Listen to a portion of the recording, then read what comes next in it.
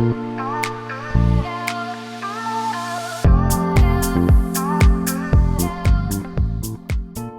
there, bitches. Welcome back to And World Peace. I am your host, Maggie Gehlsen-Burnett. I took a much-needed break from recording for the last couple of weeks. I realized that in the 2 or 3 months that this show has been alive, it's only been around for that long, which is kind of crazy. I crammed quite a few episodes and guests into a short period of time. So I wanted to be able to take a step back and do a little bit of a recharge, especially at a time of year that can feel so undeniably soul-sucking for many of us. Happy fucking holidays. Today's topic is one I have been stewing and marinating on for well over 6 months, but before we get into that, a couple of housekeeping items of ways to support the show. The best way to support is by rating the show on iTunes and Spotify, by leaving me a review on there as well, and by sharing with your friends, family, and your social media networks. Another way to support the show is via Patreon, which is patreon.com/andworldpeace. This is a way you can support the show on a monthly basis. And lastly, you can support through Spotify listener support, which is a one-time monetary donation that you can make through Spotify directly. All right, let's get into the shit. Today, I want to talk about quitting. Since my early 20s, I have been what I'll refer to as a self-proclaimed master of quitting. Now, this still really triggers something within me, which I can chat with my therapist about more. And we'll get into that more in a moment. But I want to first address when I began to notice this habit of quitting. Like most stories in my life, this one goes back to the shit show year of 2018. I had just been named first runner-up to Miss Iowa. I owned my own health coaching business at the time, and my boyfriend of 5 years and I were on the fritz. Most things that I knew to be true about my identity were quickly coming to an end, like most 23-year-olds have happened in their life. But I didn't really see it as clearly then as I do now. Obviously, hindsight 2020. I made a lot of what I'll refer to as, quote, interesting decisions during this period of time, which I'm sure that if you were a friend of mine during that time or my parents, you can absolutely attest to. The first thing is that I stopped health coaching very abruptly and completely. Let's touch on this for a moment because it's important. I had gotten myself into heaps of credit card debt in the years of 2017 and 2018. I was fresh out of college. I had little to no understanding of how to fucking operate a business. All I knew when I graduated college was that I had this exercise physiology degree and I did not want to go to grad school. I was so hellbent on becoming Miss Iowa. And if I was going to go to grad school, the Miss America organization, by God, was going to fucking pay for it. So I just had little to no understanding, like I said, of how to operate a business. I was trusting a lot of coaching, big ass air quotes here, gurus online. And I even paid one an exorbitant amount of money to teach me how to sell high ticket coaching packages. I don't regret that because mainly it made me a really fucking good coach, first of all. And many of my clients and I became very close to the point where 2 of them ended up being in my wedding and are some of my best friends today. So coaching in and of itself was actually quite fulfilling, and I really do miss a lot of aspects of coaching. And I really enjoyed so much of the connectedness that I had with my clients. But you get the idea. I had fucked up and spent a lot of money on things that I deemed necessary to my physical well-being in the form of, tax write-offs. Also, I could become, you guessed it, Miss Iowa. The way I had played this out in my brain was that I would win Miss Iowa. I would make all of this money from social media and speaking engagements, because that was at a time when if you won a state title within the Miss America organization and you went on to compete at Miss America, you were kind of like, it was sort of a slingshot into an influencer kind of lifestyle. Like you really had this platform to stand on to be like, oh, I'm going to garner all these followers because I was Miss XYZ 2018. So that was at a time where social media was just becoming a really big part of the pageant girl aesthetic or, pageant girl lifestyle. Because I thought that I was going to make all of this money from social media and speaking engagements, I was very, very sure that I would be able to pay off all of this debt I had acquired. And guess what? None of that worked out. I was first runner-up to Miss Iowa and literally had no backup plan. I had no fucking backup plan. What I did instead over the next 6 months, from June of 2018 to December of 2018, was a series of unfortunate events. I quit health coaching, like I said, and I quit basically everything that related to the wellness industry. I quit personal training. I quit doing group fitness classes. I quit all of it. I took on a role with the Iowa Democratic Party where I was grossly underpaid, but was able to make what I thought was a very small difference in the name of electing Democrats at a time when it was pretty crucial. And spoiler alert, Kim Reynolds won the governor's election that year, and Iowa has been a hellacious shit show ever since. I quickly realized how fucked up working in politics was, so I quit that too, within literally 2 months. Oh, and that shitty boyfriend of mine and I broke up. He broke up with me in a text the Sunday after Thanksgiving in 2018, which I actually don't know that I've ever shared that publicly. But let me reiterate, he was a turd, but I do in fact wish him well, and my therapist should probably be paid a lot more now that I'm able to say that. It was at this time in the fall of 2018 that I saw a post on Instagram from my favorite coffee shop in Iowa that they were hiring.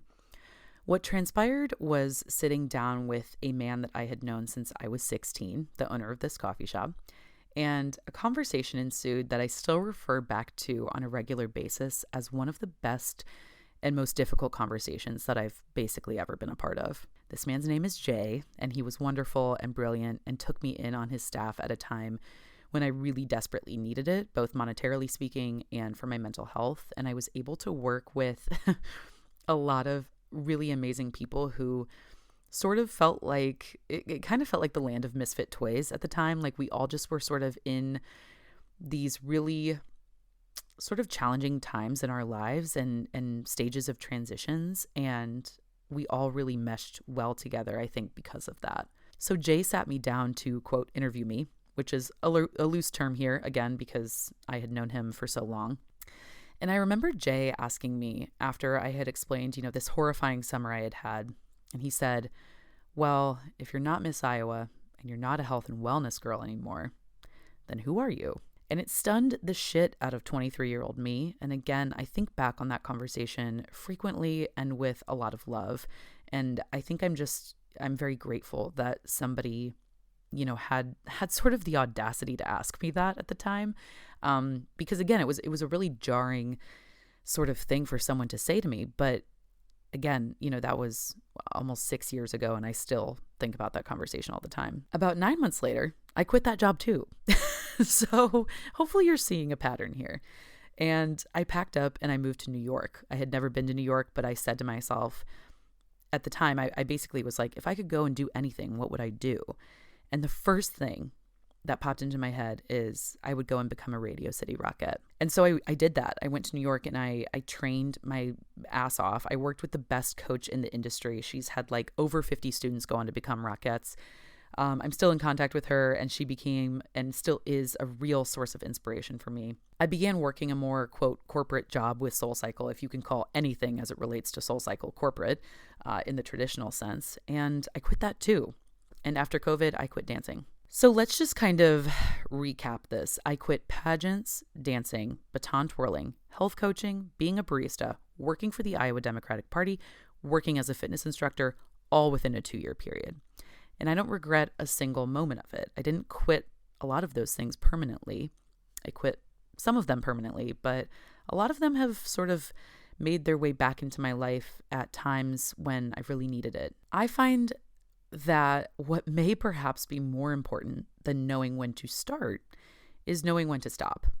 And surely it doesn't have to be forever, like I just said. In fact, one of my 2024 goals is to take up adult dance classes. I even found a studio near me that offers them, and I could honestly shit my pants. I'm so excited.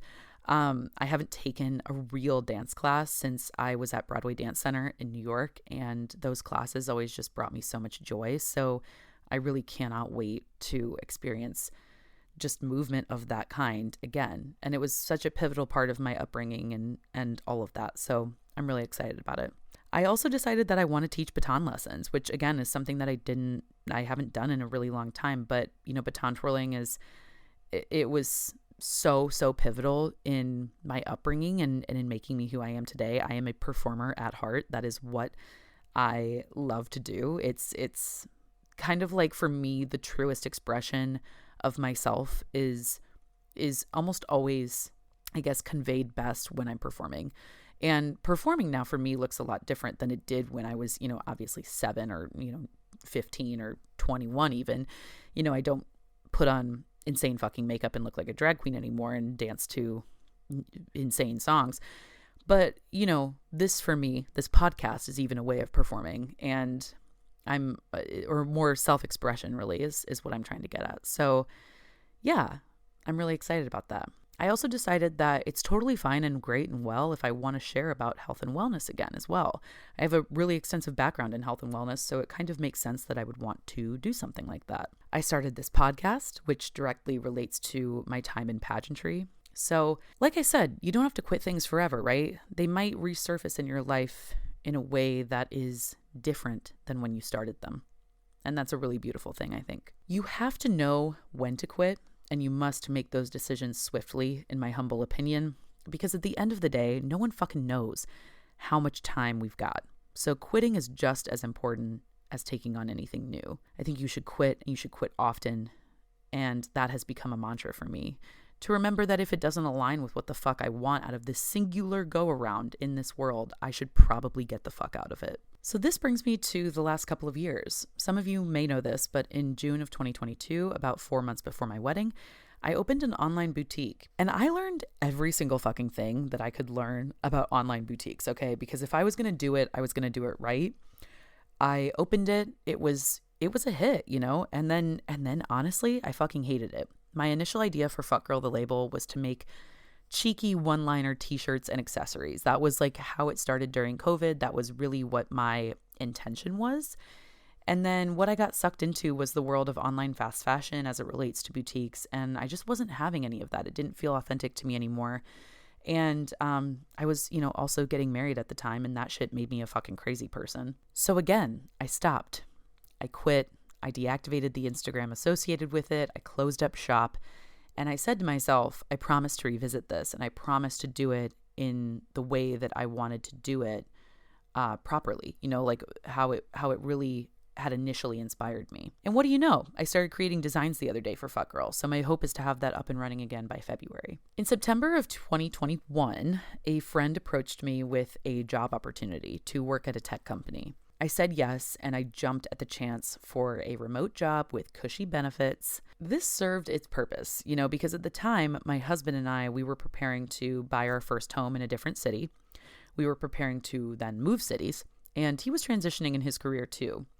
So I took the job, and then I fucking hated it. I got recruited about 9 months later to work at another tech company, this time based in Silicon Valley. It was honestly the real deal as it related to startups, and I hated that too. And guess what? I have no reservations about sharing that I also hate my current job.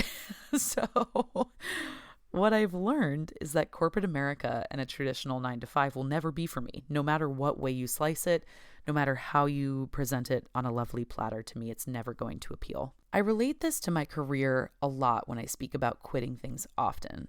What's been challenging about the process of becoming a self-proclaimed quitter is that, as someone who is multi-passionate and has raging ADHD, it has often felt like flakiness, or has often felt to me that maybe I present as a flaky person. But in reality, it isn't that at all.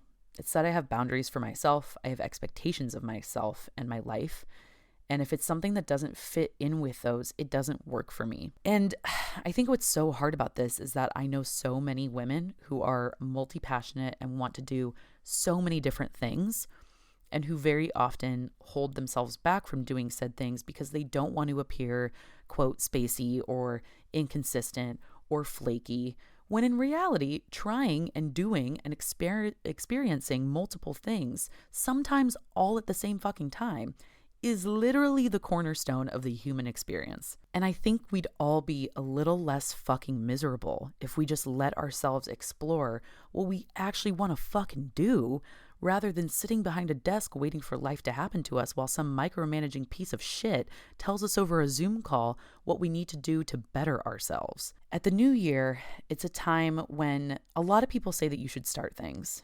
Gym memberships, juice cleanses, reading challenges, being a better person, whatever the fuck.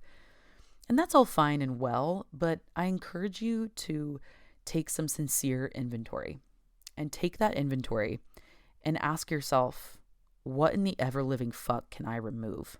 What can I quit? What can I give up on for now to make space for something even better? That list, in my opinion, is just as important and vital as the list of shit you want to achieve and accomplish in the new year. Quit now, quit fast, quit often. That is what is on repeat in my head basically all the time.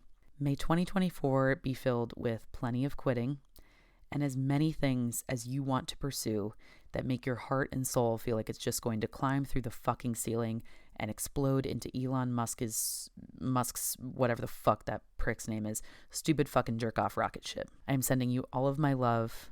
Have a happy new year. Cheers, friends.